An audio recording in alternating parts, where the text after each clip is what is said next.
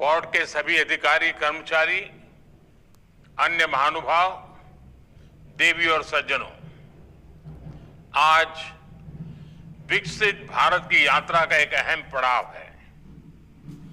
ये नया Thoothukudi international container terminal Bharat के मरीन इंफ्रास्ट्रक्चर का नया सितारा है।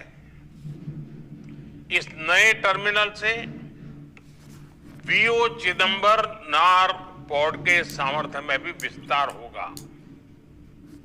14 मीटर से ज्यादा डीप ड्राफ्ट, 300 से ज्यादा मीटर वाला बर्थ वाला नया टर्मिनल इस पोर्ट की कैपेसिटी को बढ़ाने में अहम भूमिका निभाएगा।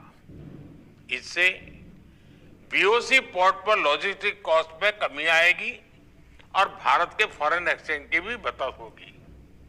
मैं इसके लिए आप सभी को, तमिलनाडु के लोगों को बहुत बहुत बधाई देता हूं। मुझे याद है 2 साल पहले मुझे वीओसी पोर्ट से जुड़े कई प्रोजेक्ट के शुभारंभ का अवसर मिला था।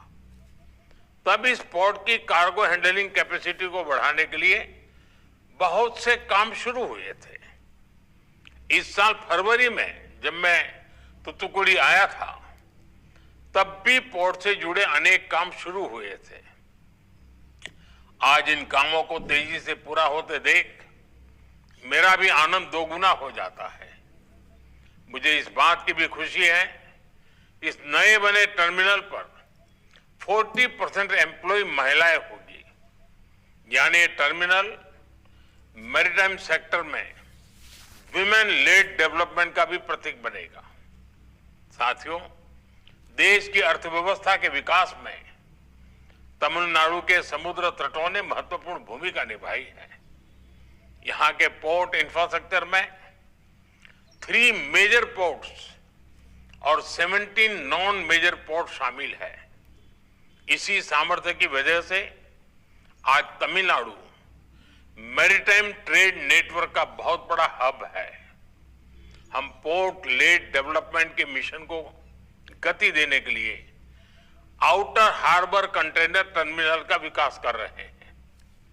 इस पर 7,000 करोड़ रुपए से ज्यादा का इन्वेस्टमेंट किया जा रहा है। हम वीओसी पोर्ट की कैपेसिटी को भी लगातार बढ़ा रहे हैं। यानी वीओसी पोर्ट देश के सामुदायिक विकास का एक नया अध्याय लिखने के लिए तैयार हो रहा है। साथियों, आज भारत का मैरीटाइम मिशन सिर्फ इंफ्रास्ट्रक्चर डेवलपमेंट तक ही सीमित नहीं है। भारत आज दुनिया को सस्टेनेबल और फॉरवर्ड थिंकिंग डेवलपमेंट का रास्ता दिखा रहा है और ये भी हमारे वीओसी पोर्ट में साफ नजर आता है। इस पोर्ट को ग्रीन हाइड्रोजन हब और ऑफशोर विंड के लिए नोडल पोर्ट के रूप में जाना जाता है। आज दुनिया क्लाइमेट चेंज की जिन चुनौतियों से जूझ रही है, उससे निपटने में हमारी ये पहल बहुत कारगर साबित होगी। साथियों, भारत की विकास यात्रा में इनोवेशन और कोलैबोरेशन हमारी सबसे बड़ी ताकत है। आज जिस नए टर्मिनल का उद्घाटन हुआ है, वो भी हमारे इसी सामर्थ्य का प्रमाण है। हम कलेक्टिव एफर्ट्स करके वेल कनेक्टेड भारत के निर्माण में जुटे हैं। आज देश के कोने कोने में रोडवेज, हाईवेज, वाटरवेज और एयरवेज के विस्तार से कनेक्टिविटी बढ़ी है। इससे ग्लोबल ट्रेड में भारत ने अपनी स्थिति को बहुत मजबूत कर दिया है। भारत आज ग्लोबल सप्लाई चेन का भी बहुत बड़ा स्टेक होल्डर बन रहा है। भारत का ये बढ़ता सामर्थ्य, ये हमारी इकोनॉमिक ग्रोथ का आधार है। यही सामर्थ्य भारत को तेजी से दुनिया की तीसरे सबसे बड़ी इकोनॉमी बनाएगा। मुझे खुशी है कि तमिलनाडु भारत के इस सामर्थ्य को और बढ़ा रहा है।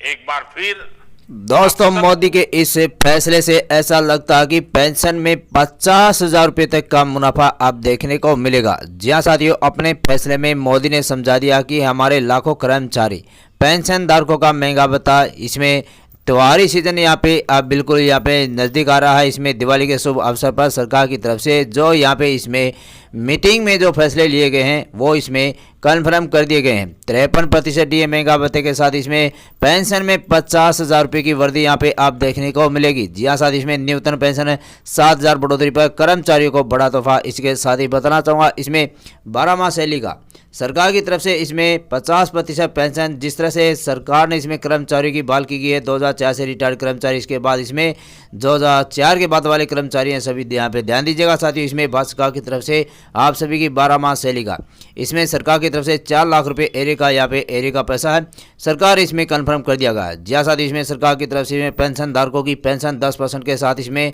आप सभी का पेंशन मुआवजा, इसमें सरकार ने 9.5% वृद्धि के साथ इसमें 18 माह एरिया का पैसा जल्द ही पेंशन धारकों के खाते में यहाँ पे जमा होने जा रहा है। ये अभी भी सबसे बड़ी खबर थी। साथियों, वीडियो को शेयर कीजिएगा। जय हिंद, जय भारत।